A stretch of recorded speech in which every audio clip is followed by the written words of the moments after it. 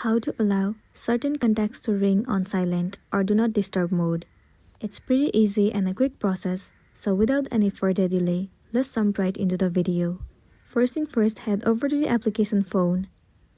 Once you're inside the contacts, move into favorites at the bottom left corner of the screen, and then tap on this plus icon at the top right corner. It will show you all the list of the contacts that you have saved on your device. Simply search for the specific contact that you want to add. Once you have selected, tap on Call, and then click on Phone. Select their number. Once the contact has been added to favorites, now whenever they make a call to you, your device will ring even if you are on silent mode. After that, you'll be good to go. So that's the wrap for this video. Make sure to smash the like button and consider subscribing to our channel. We'll be seeing you in the next video. Thank you.